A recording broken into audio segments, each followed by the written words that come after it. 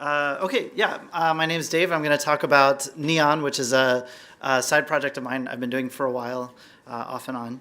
Um, so I was inspired to start the Neon project because of the promise that I think Rust has. As you heard Aaron say in the video at the beginning of the evening, the Rust has the promise to bring a whole new generation of systems programmers. And I really think that's true. I think Rust has a lot of promise, but I think we have to, find ways of bringing people on board. And so I thought, one of the good ways to reach a new customer is to go where they live. So let them, live in the comfort of their own personal shire. So the particular hobbits I was interested in were JavaScript programmers like me. So if we imagine that Node.js is the Shire, then maybe like we're Gandalf, the Gandalf the Rusty, like coming to the Shire to bring adventure to Frodo. But we don't want too much adventure because Rust is supposed to be safe. So what I wanted to do. These are sort of the high level goals that I had for Rust. Or for Neon. I wanted to allow JavaScript programmers to be able to just dip their toe into Rust. I wanted them to be able to experiment with it without having to go all the way in to build an entire Rust application. So the idea would be if you've already got a JavaScript app and you want to try just a teeny tiny bit of Rust, you should be able to write one little Rust module and incorporate it into your existing JavaScript app. Or maybe rewrite one module in your app for performance. Obviously, performance is one of the biggest things that we can bring to the table by allowing JavaScript programmers access to writing native code.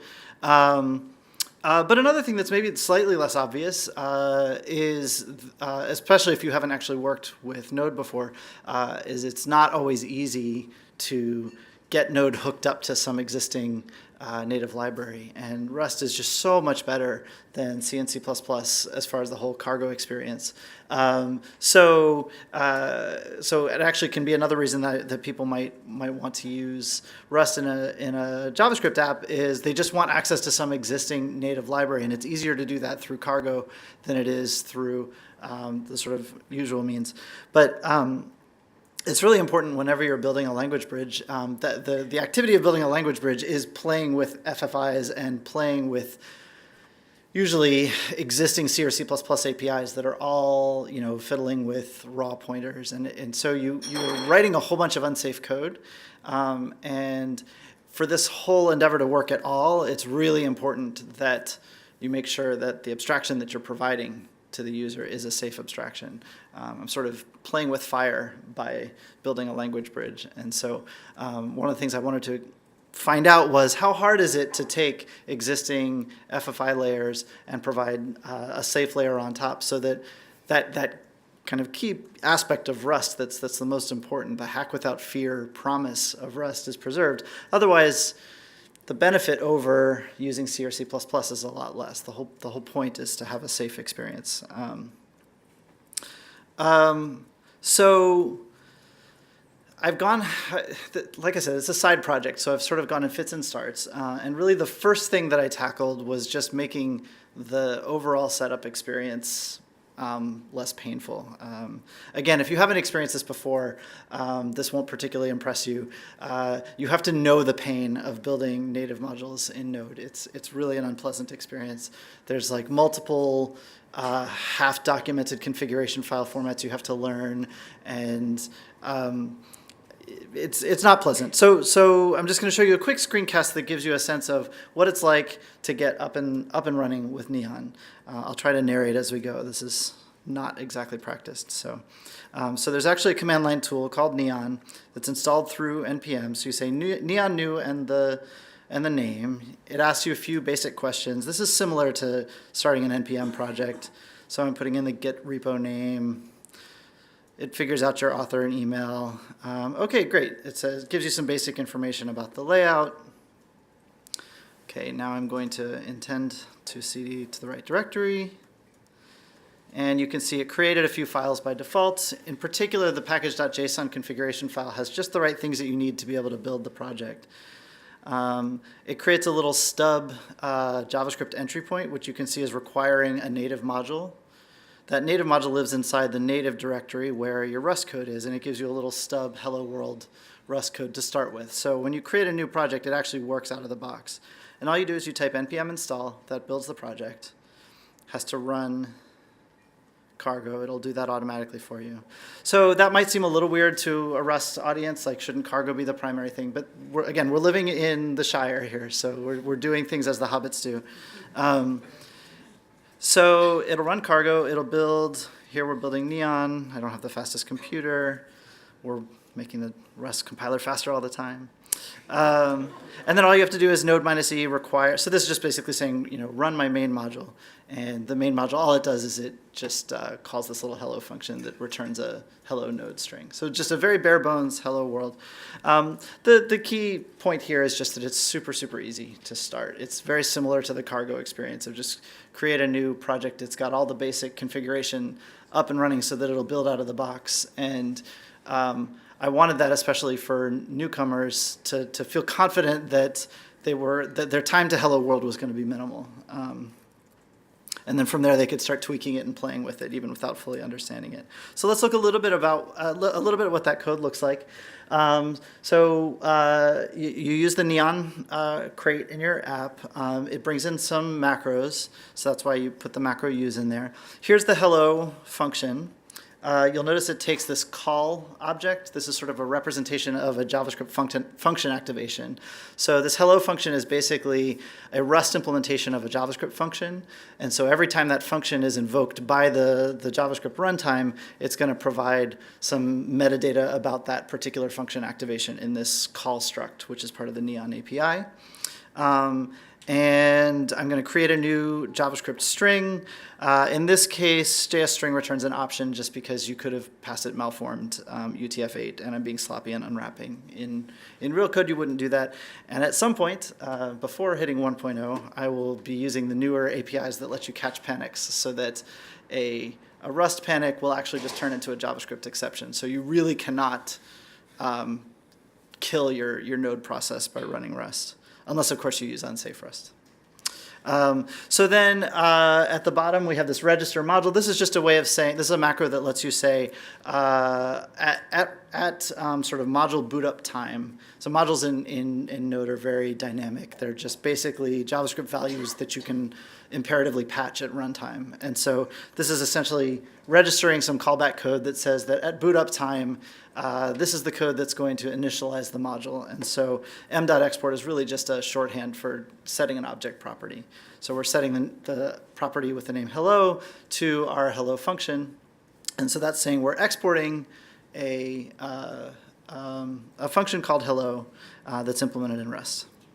Okay, so what is this call.scope bit in there? That's kind of the most interesting piece of this. I guess I would say this is like the one piece of rocket science in Neon, which is another way of saying the one part where I had to get Nico to figure it out for me. So to understand why that is there, I'm going to start by talking a little bit about what it means to have an interop layer between a dynamic high-level language and a low-level language like Rust. So my stack is going to grow down. So imagine that we're in some JavaScript application and an event handler fires. That event handler is just going to be triggering some JavaScript function written in userland, some event handler lambda. And let's say that function calls an init object JavaScript function. And that init object JavaScript function is calling out to Rust. So it calls some Rust function called init_obj, which itself calls a couple of helper functions written in Rust. Like maybe that uses an init prop helper, and that helper uses a set prop helper. But set prop is actually going to call into the V8 API. So Node uses the V8 JavaScript engine. It'll call into the V8 API that does a standard JavaScript object property set operation. Well, the JavaScript object set operation can actually trigger a user-created JavaScript setter, which can be scripted with arbitrary JavaScript code. So that means even the simple act of setting a property in JavaScript could trigger the running of arbitrary JavaScript code. So this is just one example of how you can find yourself going back from Rust into JavaScript, possibly even without realizing it. Effectively, the vast majority of V8 APIs you could ever call could potentially trigger the execution of arbitrary JavaScript code. What's dangerous about that? Well, the execution of arbitrary JavaScript code can always trigger a GC. And if you ever have to worry about the possibility of triggering a GC, you always have to worry about rooting. So for those who don't know about rooting or how garbage collectors work, I'm not going to give a huge introduction. But the basic idea of a GC is, like Emily said in the video before, every once in a while the GC will decide it's time to run across the whole system and see what's not in use anymore. But how do you start that process? How do you start finding what's used in memory? You have to have a fixed known set of published starting points. Those starting points are going to be things like the register set in the machine, and there'll be some complicated protocols that the JavaScript compiler will use for that. But also anything in the JavaScript stack that is pointing to a garbage collected object. So, and this is just, any JavaScript engine will just implement this automatically. We don't have to worry about that. That's part of how V8 works. So the event handler may have a couple of objects it's pointing to on the stack. Maybe the setter function has an object it's pointing to from the stack. And those are called roots. The garbage collector knows about those automatically. But the garbage collector, by definition, can't know anything about the Rust code that we wrote. It just doesn't know us. Like the V8 people didn't write the code that I wrote. So they can't predict if my code on the stack might actually be hanging on to a reference to something in the GC. So there are different approaches to GCs, but the short version of the story is the style of GC that V8 provides is one where it doesn't try to guess for you. You need to always let it know what are the things that I'm pointing to that need to stay alive, because otherwise the garbage collector could decide to collect them because it didn't know I still needed them, and then basically game over. So it's really important that there be some way for us to indicate what our roots are from Rust. So just really quickly going back to this code, that's basically what the rule, I'm not going to go into details, but call.scope is effectively a clever use of lifetimes in Rust to ensure that any garbage collected handles that you are pointing to, you won't hang on to any longer than you're legally allowed to. And other than that, under the hood, it automatically uses the V8 routing protocol. So most of this is taken care of for you. It's just that in order to make the Rust compiler able to guarantee that you're actually doing everything safely, most of the APIs that involve producing handles into the garbage collected heap have to be passed in a scope which tracks a lifetime, which ensures that you're going to do everything safely. So this is sort of a wrapper around the V8 API that ensures that you can't crash. Okay, so that's sort of part one. So the first thing that I did when I wanted to demonstrate, is this viable? Can I prove to myself that there's anything I can do with this library to prove that I can be faster? And I had no idea. I'm not very good at optimizing code, and I was nervous. Like, who knows? Maybe I did this wrong, and like Rust will be slower than JavaScript. And people said Rust is not going to be slower than JavaScript. Don't worry. So I just tried an example of let's do a text search program. So I wrote a blog post about this about a year ago. I took the entire corpus of Shakespeare plays, and I said, just as a sort of toy problem, let's find every occurrence of the word "the" in like the entire plays of Shakespeare, T-H-E-E, and count them. So pretty simple. First, I wrote it in JavaScript. So the outer algorithm is pretty straightforward. You have an accumulator that's an integer. You go over all of the lines of all of the plays. So I just have like one big string that's all of the plays concatenated. I divide it into new line separated lines. I go through all the lines, and I call this word count for a line function. So what does that function look like? So the word count per line says split the line up into individual words, go through all the words. If the word matches the thing that I'm searching for, increment the total and then return the total. This is pretty straightforward code. And just writing this in pure JavaScript, I got somewhere around 280 milliseconds, sometimes 285, something like that, just on this laptop. Nothing. This isn't super scientific. So let's rewrite that code in Rust. So actually the code looks pretty similar if you just try to transliterate it directly. You have an accumulator, but basically the only difference here really is keywords and type annotations. Also, we don't have plus plus, we have plus equals. So that alone dropped it down to about 85 milliseconds, which was a nice proof of concept that, yeah, okay, if you're just replacing some core computation with Rust, you'll get an improvement. A nice next step was, well, this is pretty ugly low-level code, and really we can write better quality code in Rust. So I wrote it with higher-order combinators instead. It actually shaved a couple more milliseconds off of the time, which was nice. So writing higher-level code actually slightly optimized the code. So it's a nice demonstration of zero-cost abstractions. Still roughly in the same neighborhood, though. It was only a couple of milliseconds. Okay, so what does the code that calls into that look like? Well, you take all of the lines, you convert them to an iterator, you map over the iterator, you get the WC line for each one of them, and you sum them up. So it's pretty nice code all around. But wait, there's more, because this is now really prime candidate for Nico's Rayon library. So I did the incredibly challenging work to parallelize this algorithm by changing the name from into_iter to into_par_iter and dropped another 35 milliseconds off of my time. So that was a pretty cool demonstration too. If you know anything about JavaScript, you may have noticed that I just pulled a little sleight of hand, which is I just threw some threading into the middle of a JavaScript program. And that seems a little questionable, right? How is it that I can actually do that? JavaScript does not have a shared state concurrency model. It sort of has threads via workers, but they're completely isolated heaps. So what's the deal? How is that possible? Oh yeah, so credit to, again, Nico. Really, basically Nico should give this talk. He deserves all the credit for this.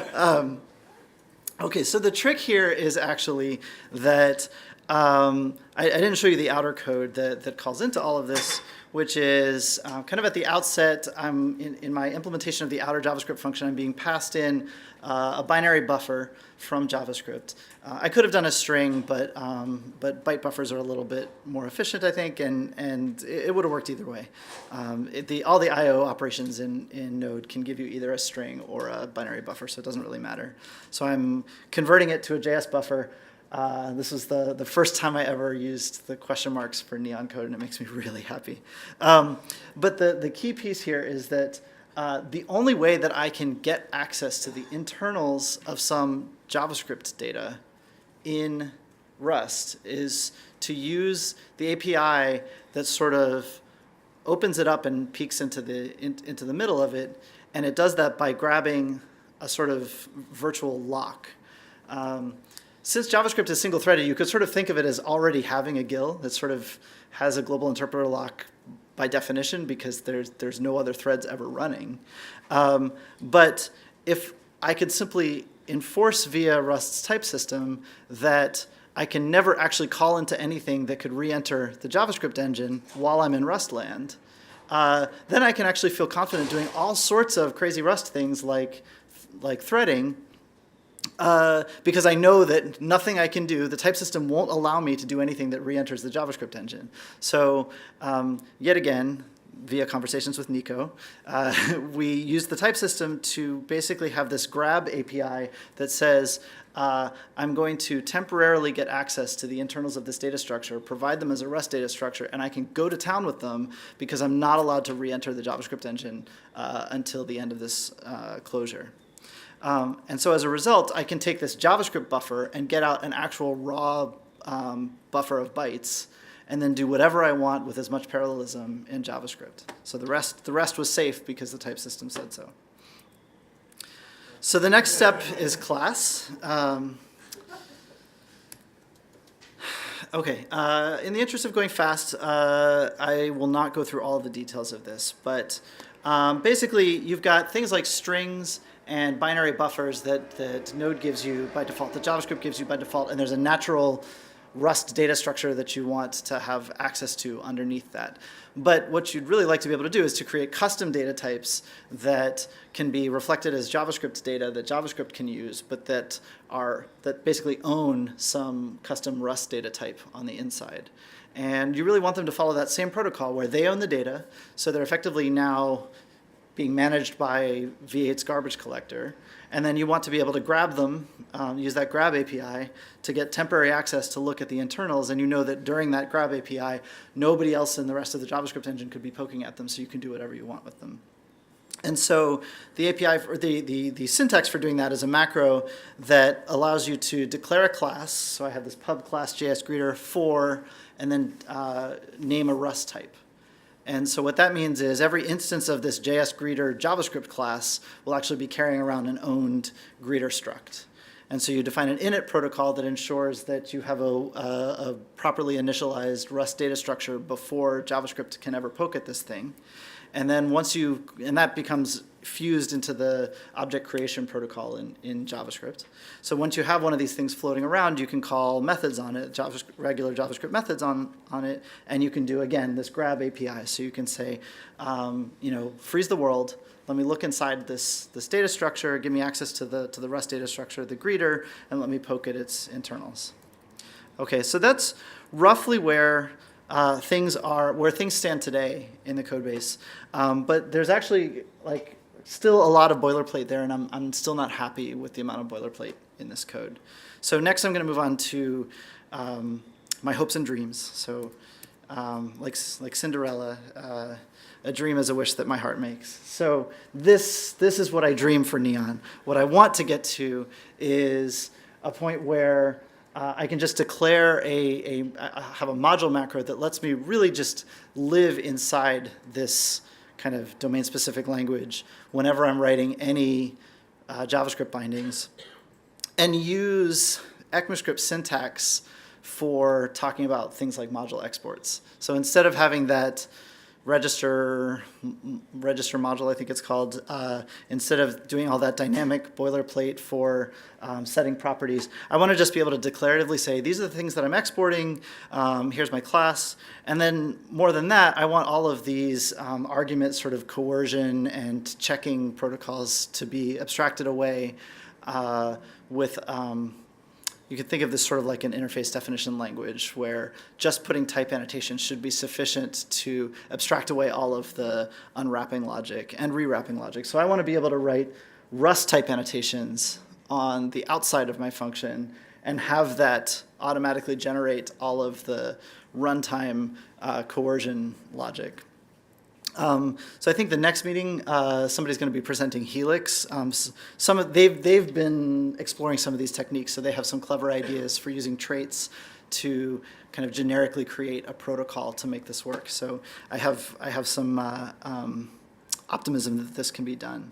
And then moreover, not just classes, but I want functions to work the same way. So I want to be able to write sort of JavaScript syntax for the outside with Rust syntax for type annotations and Rust syntax for the bodies. That's what I want. That feels like it's the right abstraction layer for the actual domain of discourse here. So I want to say I'm exporting a JavaScript function called add1. What does it do? It coerces its argument to i32 to a JavaScript number, which then gets turned into a Rust i32.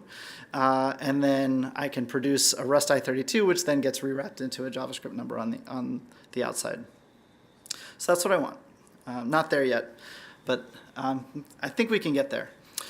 So I should be honest about some of the limitations, because as I say, this is a side project. It's not at 1.0. One of the biggest challenges here is you're using Rust to build native modules for JavaScript, which means that in order to build them, you have to have, at least the way it currently works, in order to build them, you have to have Rust installed on your system. And so for apps, that's fine. If you are writing your app and in your team you have decided to use Rust, you can simply install Rust. Like, that's a natural thing for you to do. But if you're trying to build a library for other people to use, now basically anyone who directly uses that library or anyone who indirectly uses it by using a library that transitively uses it suddenly has to be told that they have to have Rust installed on their system, and they may not have heard of Rust, which is, they should, but we don't want to put that assumption out in the world yet today.